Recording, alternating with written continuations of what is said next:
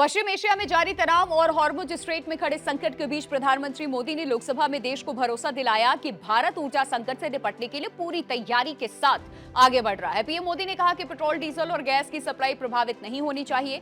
भारत अपनी एलपीजी की जरूरत का 60% आयात करता है, लेकिन संकट के समय घरेलू उत्पादन को बढ़ाया जा रहा है। पहले भारत 27 देशों से तेल और गैस आयात करता था, अब ये संख्या बढ़कर के 41 हो गई है। साथ ही देश ने कच्चे तेल का 53 लाख मीट्रिक टन का स्ट्रैटेजिक रिजर्व बनाया है और इसे 65 लाख टन तक बढ़ाने की योजना है। पीएम मोदी ने कहा कि पिछले 11 सालों में रिफाइनरिंग क्षमता बढ़ी है। पेट्रोल में अब 20% तक इथेनॉल मिक्स किया जा रहा है। रेलवे के विद्युतीकरण से तेल की बचत भी हो रही है। 180 करोड़ लीटर तेल की अतिरिक्त जरूरत नहीं पड़ी। भारत कूटनीति और वार्ता के जरिए ये सुनिश्चित कर रहा है कि सभी कॉमर्शियल जहाज सुरक्षित तरीके से भारत तक पहुंचे। हॉर्मुज जैसे अंतर्राष्ट्रीय जलमार्ग में रुकावट अस्वीकार है। सरकार ने एक इंटर मिनिस्ट्रियल ग्रुप बनाया है जो रोजाना बैठक भी करता है और इंपोर्ट, एक्सपोर्ट, सप्लाई और समाधान पर चर्चा करता है। कृषि क्षेत्र के लिए भी पीएम मोदी ने कहा कि किसानों की जरूरतों को ध्यान में रखा गया, उन पर कोई असर नहीं पड़ेगा। यूरिया और खाद्यान्न की आपूर्ति समय पर सुनिश्चित की गई है। पिछले एक दशक में 6 नए यूनिट प्लांट खोले गए हैं।